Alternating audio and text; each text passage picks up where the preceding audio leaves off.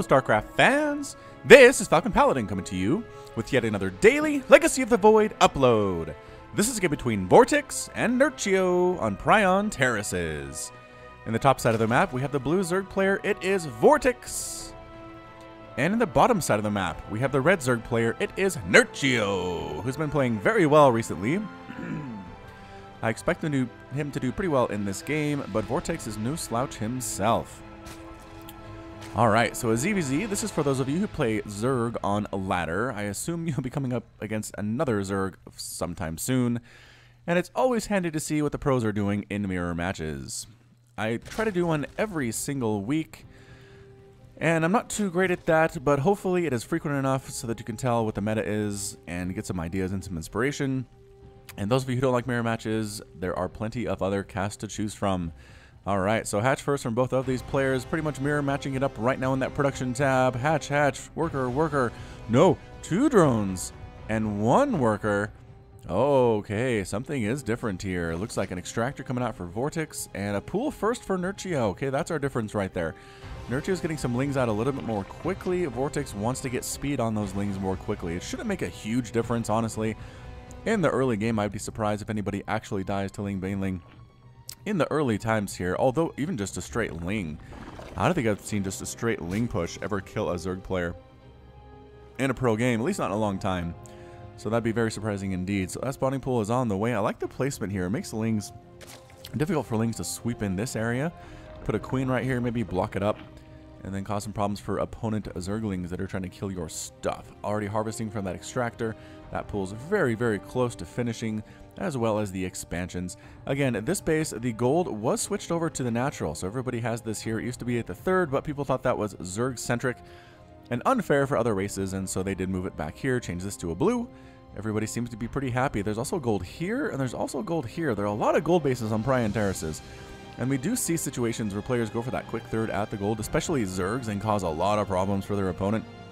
Which is why, if you are playing against, especially a Zerg on this map, you should really consider checking this one out. At least scouting that 3rd to make sure a quick hatch isn't trying to be snuck in there by your opponent. You can kill it, right? If they try to sneak it in there, it means they're cutting workers, they're cutting drone, or they're cutting Zerglings. You can actually probably force a cancel there. And here it is, Nerchio trying to go for it. And look, lings are on the way. Oh, Vortix, good scout here. Brings the Overlord, and there are only 2 lings to defend. I really don't know if Nerchio is going to be able to hold this thing. Does he have more lings? He has a couple more lings, but here it is. Going to get some shots on off there. Those 2 lings, not enough. 4 lings, not enough either, unless they're microed extremely well. A lot of hits. Oh, reinforcements come up. Okay, now this is more of a big deal. They do engage. And it's so hard to micro here. Look at this. Who's going to win this battle? I don't know. Hey, turns out that Nerchio won that battle. No, wait, now it's a tie, sort of. Except these 2 workers, or these 2 lings for Vortix are very low on health. They're forced to retreat. So Nerchio does actually manage to save this hatch. And really what that was he got it up. Same thing Vortix is doing, but he was able to get reinforcing units out quickly. The defender's advantage really helped. The distance it took for his reinforcements to get to this 3rd base was not nearly as far as the distance to come from Vortix's base to try to assault that 3rd, so that makes a lot of sense. These lings coming all the way over here, getting poked at by a queen, and speeds up. Vortix has speed and takes both of those lings down immediately. Okay, so Nerchio has speed too. It looks like Vortix just came up a little bit sooner than his opponents. That scouting ling trying to get on in. It can do it because nothing is faster than it on the map right now. Unless it gets shot. No. Oh, great. Perfect scout right now. Gets right on in here. Sees no Roach horn. Sees no second gas at all. Recognizes this is not Mutas. This is not Roach. This is straight up ling baneling. How do we defend here? With lings and banelings of our own, as well as a couple queens. Queens are excellent in this match because if they absorb baneling hits, it's basically a wasted baneling for the opponent. So keep that in mind here too, is that if your banelings are hitting roaches, if your banelings, 2 for 2 there, if your banelings are hitting queens, they're not really worth it.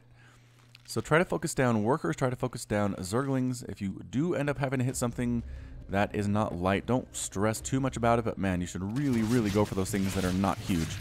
Lings here, picking off workers individually. This is something you have to manually click on the drones because they will want to attack the queen because she's attacking them. So great job by Nerchio, sneaking right on in. 4 workers killed, lost a couple lings. That was about it. Does manage to get all the way back home here. Army supply 17 to 17, darn near even. But look at that worker supply. 34 to 44. Nerchio has managed to sneak in 10 more workers compared to his opponent while keeping the exact same size of army. That is how you play ZVZ. It's something that is difficult to do. You really have to learn what timings there are, what timings exist in this matchup. When you can be safe to drone, you have to scout super well. 2 for 2 there, that's an even trade. But 3 banelings versus no banelings. Roaches for Vortix, but that is it.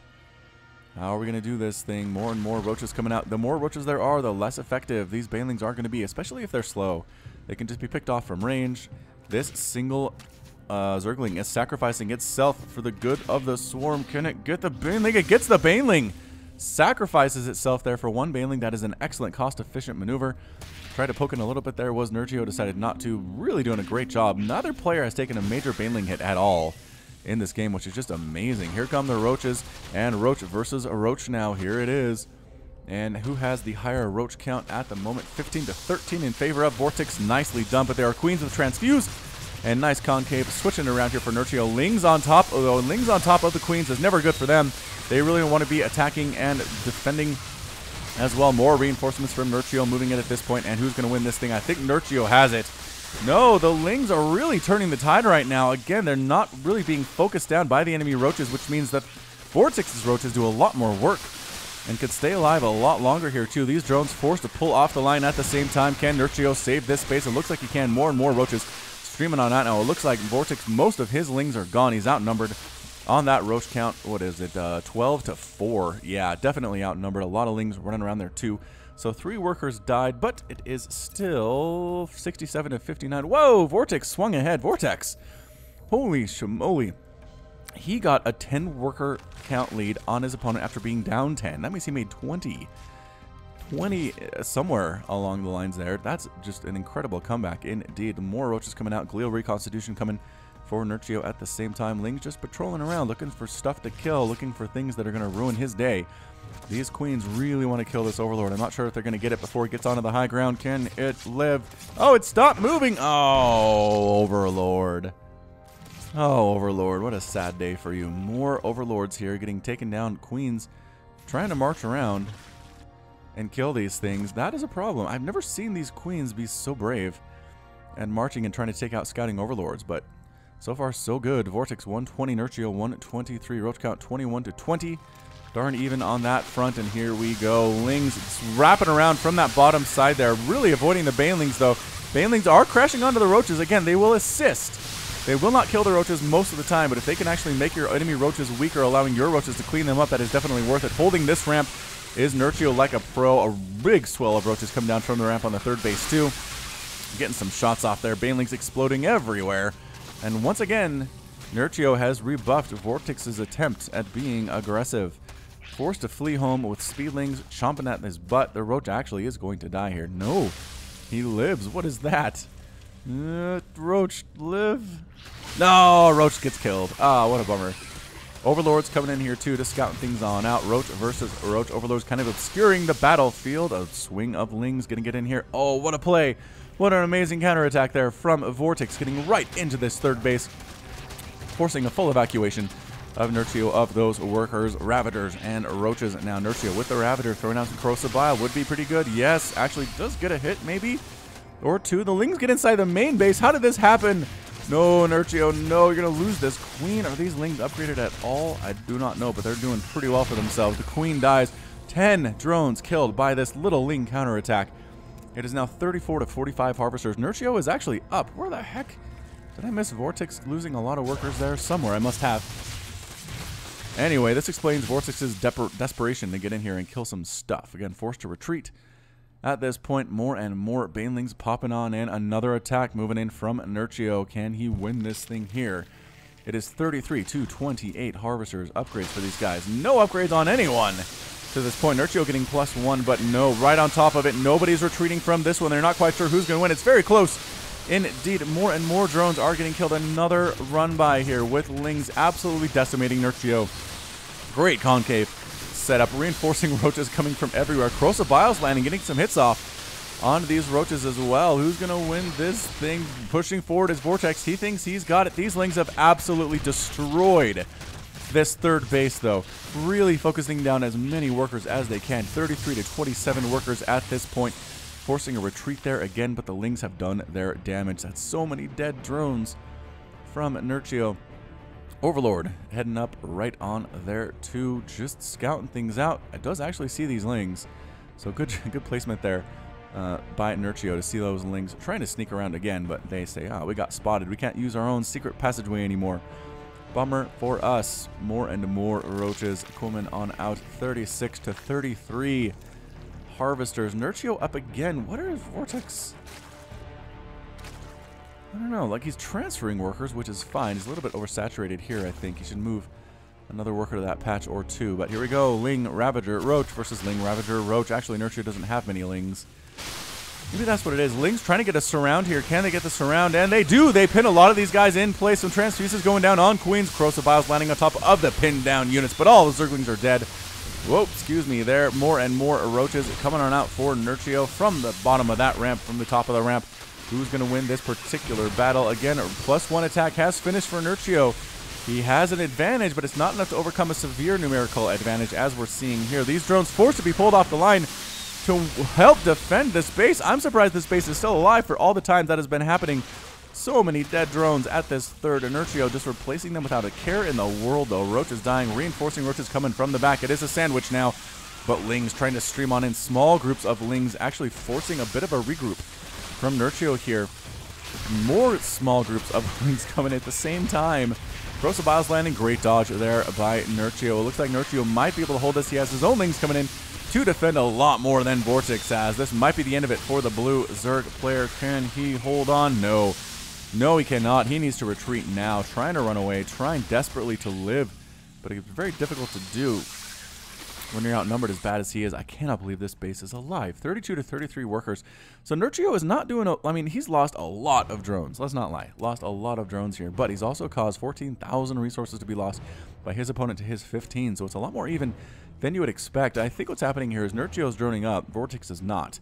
So Vortix has the bigger army that he can use to actually get rid of those drones. If he ever can't manage to do that, if he ever does let Nerchio just sit there with that 10 worker advantage, it's just going to be the end of it for Vortix, and I think he might know that as well. Starting to get mined out here, really mined out there. This base, so we really should see a fourth base be taken by somebody at some point, but to this point, does not look like it's actually in the plan.